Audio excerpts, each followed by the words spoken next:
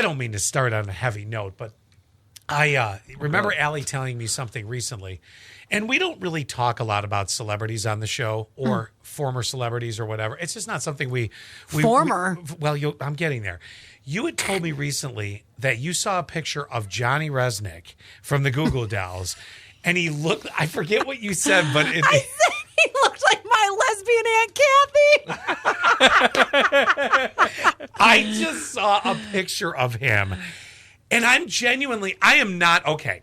Let me explain. You're not okay, we know. I'm not okay. Let me explain. Johnny and I are both from Buffalo.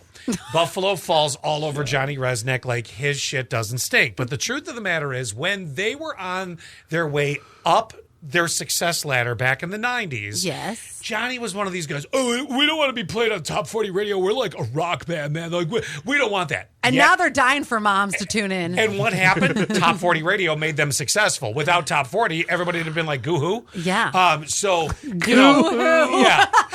You like that? Is that the sound of them crying? So, yeah. So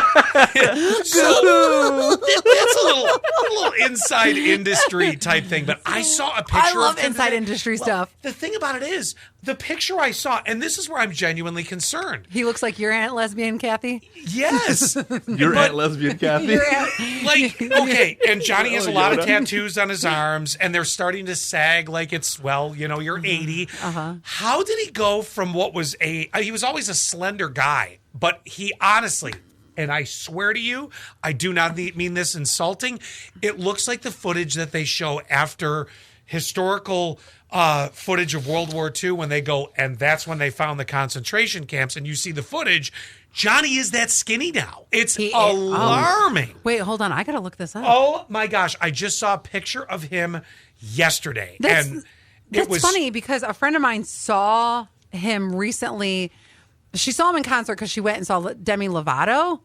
And Demi Lovato covered a Goo Goo Dolls song. Who opened for that show? Goo Goo Dolls or Demi Lovato? No. Demi Lovato covered Name, and he came out. Oh. And so I saw it on her Instagram, I think, and he didn't look that skinny. Oh, and this was like maybe 2 months ago. It was Halloween weekend. Yeah. Shocking. If you can get a very recent picture, I'm curious to see if it looks the same as what I saw today in an industry publication that made me go, oh my gosh, what is happening? And I'm genuinely concerned. Like, is he sick? Let me. You a big Goo Goo Doll fan? Who, me? Yeah. No, I mean, in 96 when Name and Iris and all those were coming out, that was the music of the time that I was playing. And yeah, I mean, at the time, have I listened to a Goo Goo Dolls song recently? No. I mean, it's, it's yacht rock to me now. But again, I'm not trying to be mean. There are people that like the music. I just look at it like I was genuinely shocked when I saw him. I'm like, what happened? Okay, so you're going to have to pull up this picture because I'm going to show you his Instagram. I'll pull up the picture if I can. I'll pull it up for you. Hang on. And this is what he looks like now. You're going to have to show the camera or something. I am. Oh, okay. Oh, sorry. Yes. And then I don't know how I'm going to show the camera on this. Hold on a second. Let me get to it. Because I just looked at this a couple hours ago. Scott, you missed this. Not that many episodes ago, we told the story of how I saw Goo Goo Dolls front row. But I was actually... You weren't there for Goo Goo Dolls. No, I was there for Sugar Ray. But I left the tickets at home. Boy, is this a 1995 conversation? Is Sugar Ray that song?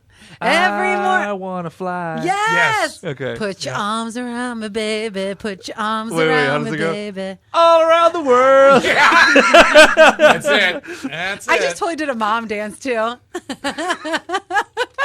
on. I'm looking. That's what a Sugar Ray concert looks like.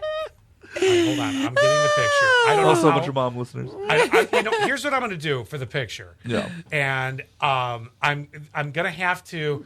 Allie, you just got to walk around. That's all there is to it, because I will send this to Quinn so he can quickly flash it up on the screen. This alarmed me. Look at that. Oh, yeah. Like, is he ill? Is there a date on that photo anywhere? Well, so yesterday. His body is very skinny, but his face is like the plastic surgery is not right. He needs a better doctor. Look, I'm not. Dr. Graham. Yeah, I'm not trying to be insulting. That is absolutely not my goal. I just was like, oh my God, this shocked me.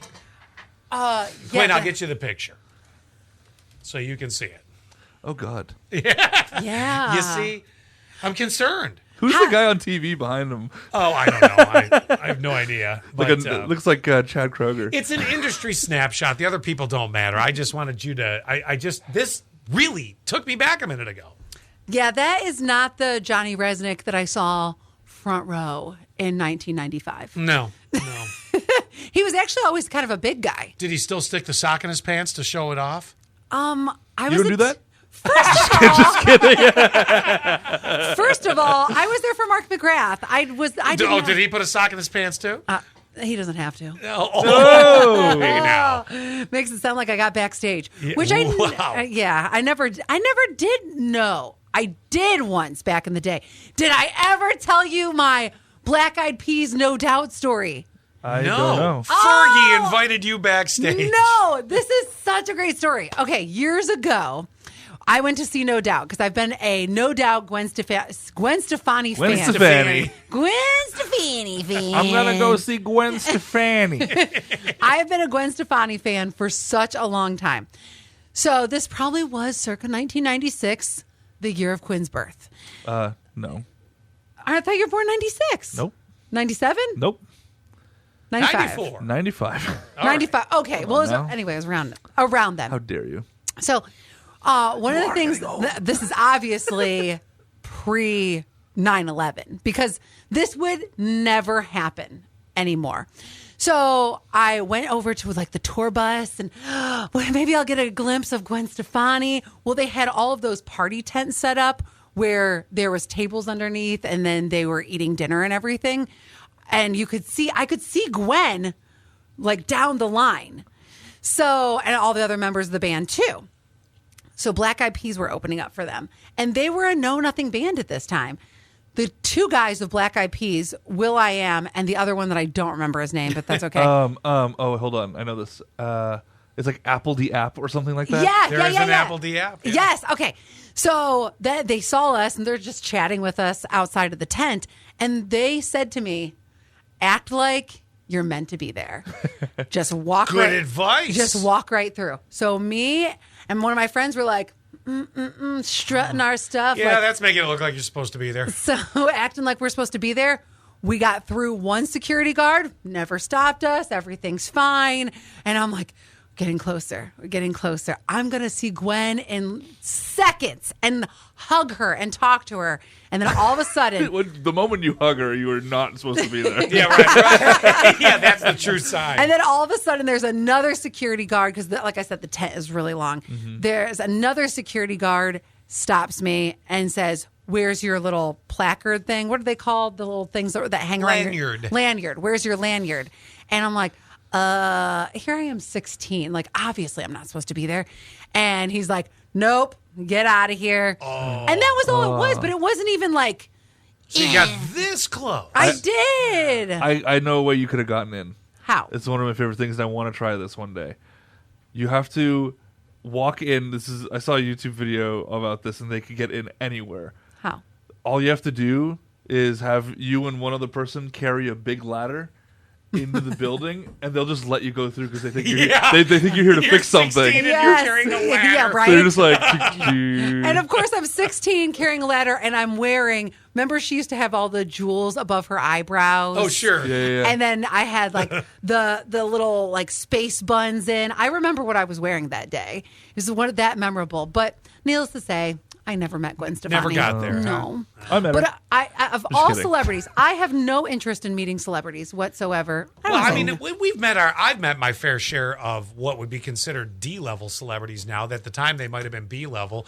But did you? Do you remember we had the I Love the '90s show again this past year here in town, and Allie and I spent most of the night backstage until we went out and visited with everybody in the audience. Literally everybody. I could have hooked up with one of the guys from All for One. I thought it was Color Me Bad. Or I'm sorry. Yeah, I was Color going to Me say, Bad. the guys from Color Me Bad were so excited. I mean, and they were very nice. Don't get me wrong. But you can tell. So excited that they had a fan? Oh, my gosh. They were back talking to us, like, and then it was the weirdest conversation. Like, back in the day, I'm sure their conversations were, like, real smooth. Like, hey, yeah, so. It was like a 90s video. Hey, baby. You want to come back to our place for an after party? Now it's like, hey, so do you mow your lawn diagonally or straight across? I mean, really, that's what it's become. That's the stuff I want to know. But usually, like when we meet celebrities, I don't care for it. I feel really awkward. But the one celebrity that I do want to meet has always been Gwen Stefani. Have you ever met an actual celebrity, Quinn? Yeah, I mean, besides Allie and me, I mean, you know. I filmed his interview. Jeff Daniels. Oh, that's right. Yeah. We have talked about that. He did an indie film because he's from Michigan, in Chelsea, Michigan, and a friend of mine was a producer on it, and it said, "Hey, can you?" Because I did behind the scenes work for like all our friends in the film major and everything, and they're like, "Hey, can you, for no money at all, can you come and record a bunch of behind the scenes stuff and record interviews with the director and the actors and stuff?" I said, it's a 2-hour drive. I don't know. And then she goes, Jeff Daniels is in the movie. I said, Jeff Daniels? I'll be there. Dumb and Dumber's Jeff Daniels? And she's like, yep. I go, all right, I'll be there. So I spent 2 days over there, and he's a super nice guy. He was very nice to me. That's what I picture him to be one of the lovely It's ones. because he's one of those people who doesn't like being in Hollywood. He lives in Michigan, like unless he's working. I heard a podcast with him, I don't know, probably within the past 6 months, and that's what he said. He never wants to live in Hollywood. He has no desire for that life whatsoever. Well, that's a chaotic life. I mean, I've driven through L.A. one time, and I was like... And people were swarming you. Oh, yes. That was, actually, that was a funny story. I mean, I don't think I've ever told this story on the podcast. I don't know if you may have heard this story. That was the time that I got into Paramount Pictures. Do you remember this story? Star Trek. Yes. So yes. I'll quickly... It all comes back to Star Trek. It all comes back to Star Trek. I'll briefly, because Quinn's our in-house nerd movie and TV production. You know, like that's your thing. You really enjoy that. You can nerd out with me on this. No, I'm a nerd. I don't care. So, it's cool being a nerd now. It is. It's so different than when Scott was a nerd. Yeah, you used to get bullied. You're right. It's true. Now it's cool to be weird. You really paved the way. You were an OG. Yeah, that's what I do to help my mass amounts of psychological issues. No, anyway. Someone had to. So listen to this. So now I have to tell the story because, and I'll try to make it as brief as I can. But it starts when I was on the air in Cleveland. Now, one of the producers and writers for what was once on television, Star Trek Voyager, Brandon Braga was his name, and he went to Kent State, and he was coming back home, and this was at the time that Star Trek First Contact, the movie, was coming out, the Borg movie, if you've ever seen it. And he wrote it, or he co-wrote it, and he was part of the whole team that did it. Well, he's coming in town. All the TV stations... Did you say he co-wrote it? He co-wrote it, produced it, yeah. I'm surprised, because have you ever heard about Kent State? They call it can't write, can't read, can't say. Geez, that's funny. That's funny. That's good. So he came back for something at Kent State, but then all the local TV stations caught that he was in town. And because local TV news anchors weren't that polished up on Star Wars versus Star Trek, they all wanted this interview with him because this was around the time when the trilogy of the prequels of Star Wars was coming out. You know, I think at least one of the movies was close 99, to coming out. I think. Something like that. So they wanted this interview. And, of course, I'm like, well, I want to meet the guy. So I said I wanted an interview, and they confirmed it. They were going to bring him to the radio station. So he comes into the radio station super defeated. And I'm like, Brennan. And, of course, I was Nerd Geek Central. I had a box of models of starships and props that I had. I'm like, look how cool this is. But I wanted to show the guy, I'm a genuine fan. Check out my phaser. I had one. Set it to stun. Yeah, right. Set it to fabulous. At any rate, I had this stuff because I wanted to be like, look, I'm a real fan. Like, I'm not, but I'm also a fan of Star Wars. I'm not a fake. So he comes in all defeated. And I'm like, like, dude, are you all right? And he goes, I just don't, he goes, I get it. It's a huge franchise. And I'm like, yeah. And he goes, but do they have to ask me if Darth Vader's in this next Star Trek movie? And I'm like, oh, man. And that was my opening. Well, you're in good hands, Brandon. And I lifted up my box of props and models. Your toy box? He lit up, and he was like, oh, man, you are a fan. And we ended up, and now... Someone cultured. Yeah. Well, we ended up kind of hitting it off and just enjoying the conversation because he knew he was talking to somebody that, knew his product. Yeah. And we ended up spending 4 hours together, just hanging out, Wow. off air, just, hanging out. And throughout... That's a very unique experience. Well, it gets better because throughout the conversation, at one point he goes, if you ever find yourself in L.A., let me know. And he gave me his card and everything. And he goes, let me know, and I'll get you a tour of the set. That night, Scott's on the internet. Flights to everything. LA. No, I had to dial in at 95. I was like, So, at any rate, ironically, it was going to be with my ex-wife, our first wedding anniversary. We had plans to go to Vegas.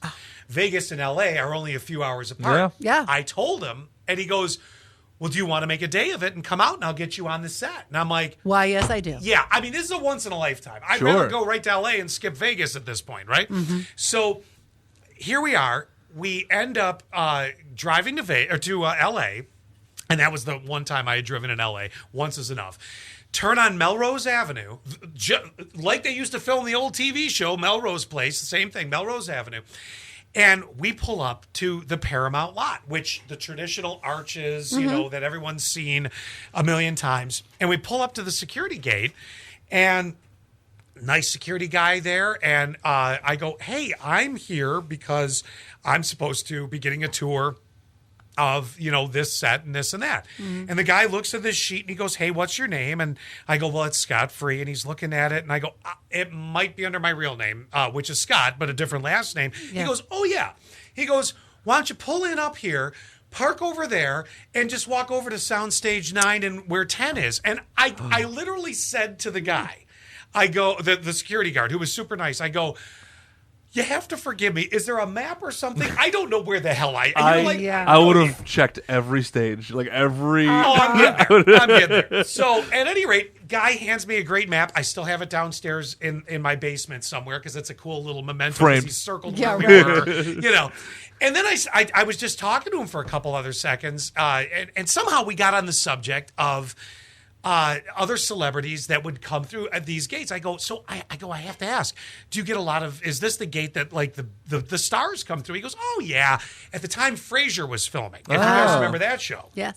And I go, well, I said, what's that like? And he goes, I'll tell you, sometimes it gets a little crazy because Kelsey Grammer's the type of guy, and I still remember this to this day. He said he drove a big brown Yukon. That was Kelsey Grammer's car. And he goes, Kelsey's one of these people, and people know when that show films, at the times that it films, because, studio audience and that, they'd hang outside the Paramount archway and all that. And he goes, Kelsey would stop the car, get out at my security box and go talk and hang out with these fans for I do too. An hour and a half. I guess Kelsey was really very, very cordial and nice. And he goes, but it was brutal because at times I'd be like, I've now got people backing up that have to get out of the Paramount lot because here he is.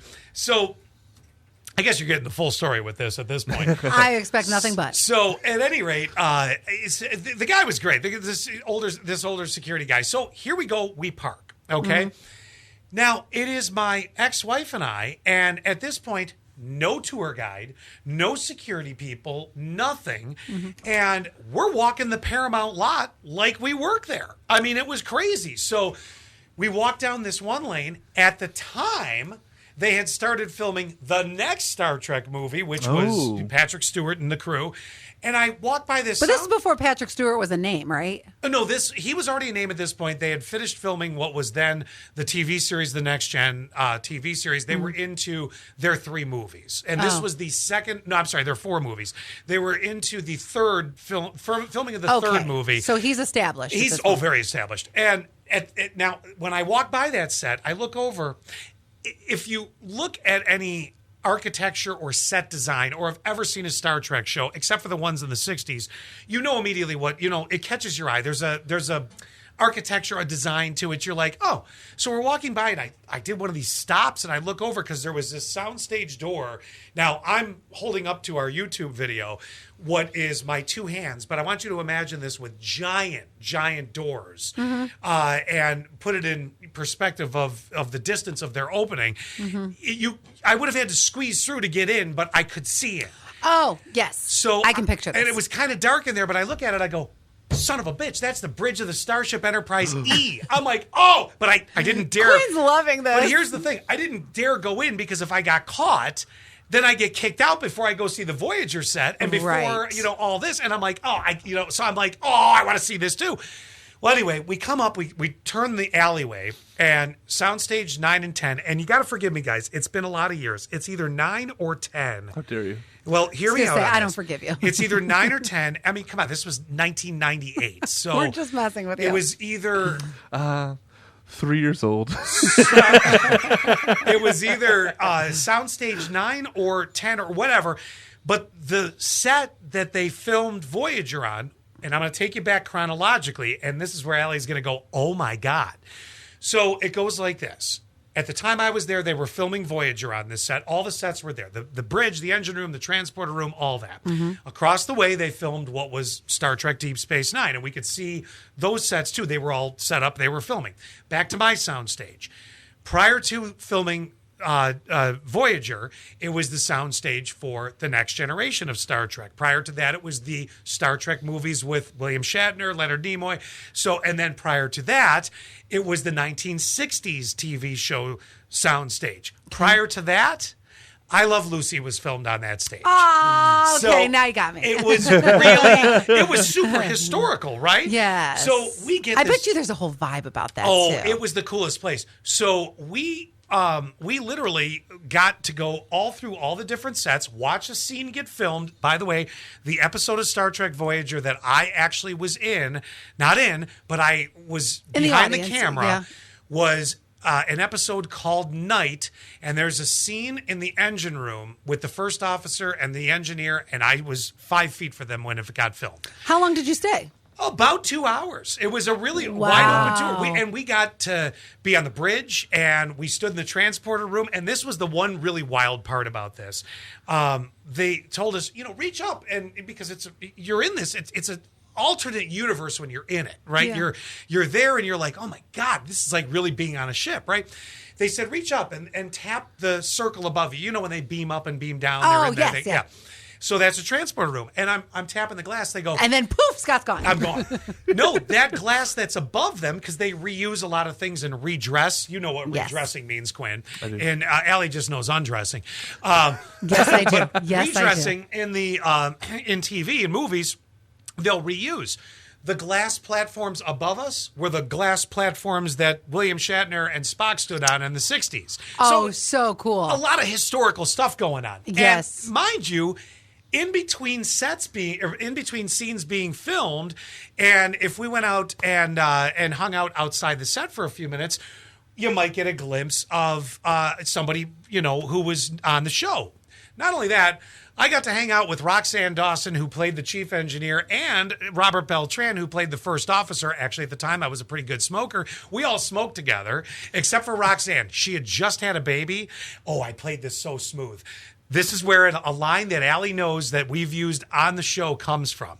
So Roxanne, tiny little thing, right? And she played a girl Klingon, so she had Roxanne all her makeup on. Roxanne Dawson. And she played a lady Klingon, and she was, much younger in 98. I know who she is. So at one point, my ex-wife had to go to the bathroom. Roxanne takes her to the bathroom, which was quite hilarious, in full Klingon outfit, which is quite funny. And then, I'm talking to Robert and all that. We're having a great time. I mean, just casual talk. Like, nothing, it was nothing good. Nothing big. In fact, I think he hit on my ex-wife. If I would have, seen the future, I would have said, take her now. But that being said, Roxanne comes back, and I played this smooth. And I go, so I have to ask, you just had a baby, didn't you? And she goes, yes, I did. Thank you. And I go, you look fantastic. And she goes, honey, it's Hollywood. They do lipo right on the table when that baby comes out. We've used it on the show. Yeah. We've talked about that. It's called the mommy makeover. It's true, and they did. She probably had a great plastic surgeon as opposed to Johnny Resnick. Very, very likely, yeah. Full But circle. that was my weird experience with, a brushness with fame, I guess, but also turned into a really kind of cool, hey, I got real close to something at one time, and it was a once-in-a-lifetime thing. I don't think had you met Gwen Stefani, that would have been your once-in-a-lifetime. Yeah. You still have a great story to tell from it. Oh, I do. I have a great story to tell from mine. If her and I would do my makeup together, then it would be a highlight in my life. Anything's possible. After this podcast, Johnny Resnick's not going to talk to us anymore, but you might get Gwen. She could. Maybe she'll hear it one day, or somebody will turn around to it and she'll be like, I'm coming to do makeup with you. Imagine that's how it would sound. She doesn't sound like that. Maybe not like By that. the way, your ex-wife must have really loved you at the time to do a couple hours through all of that. If you're not interested, it's like, okay, so she was... I'd have left you in Vegas. But it was, I think it was overall, whether you're a fan or not, what a wild experience, because we literally walked the set of Paramount completely untouched. Nobody was, and mingled with these folks like, we were well known with them. A tour bus came by at one point. They have the trams. Yeah. Oh, totally. A tram came by, which was one of the guided tours. Not what I did, which was unguided, just walk around. Yeah. And literally, they stopped and they were taking pictures, and we're standing next to these guys in full costume, and we're just like, hi. I'm on somebody's old Kodak pictures. Wouldn't that be something, though, if it showed up on social and you're randomly in the picture and it just amazing. pops up? That would be great. And I had hair at the time. Oh, look So at that. I'd be You had your real hair sexy. system. Yeah. Oh, my God. Was it the system? Or It was the your system. Hair? Actually, it was funny. The makeup people at Paramount go, hey, nice work. Yeah, right? You're like, I paid enough for it, for sure. Oh my man. gosh. I love a good behind-the-scenes story, though. It really was cool. It really was cool. Hey, can I, before it gets too late, because, next week, to be honest with everyone, I should have said this up front. Next week, to be honest with everyone, we'll have all our post-Christmas stories and whatever may have happened, if there was any interesting things or drama or just whatever. This is happening a little bit before, we're all back together to be able to do that.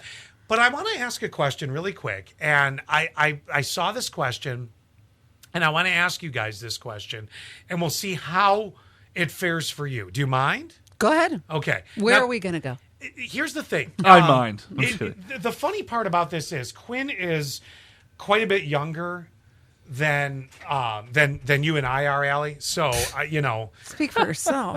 well, I mean, let's be real here. I mean, he's got a few years under the belt, if you will. What can we learn from you in this way?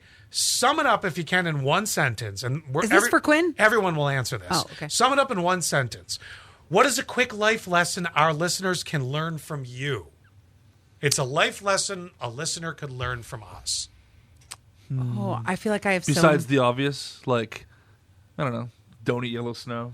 No, this is from you. From Did you me. eat yellow snow? No, but I know not to.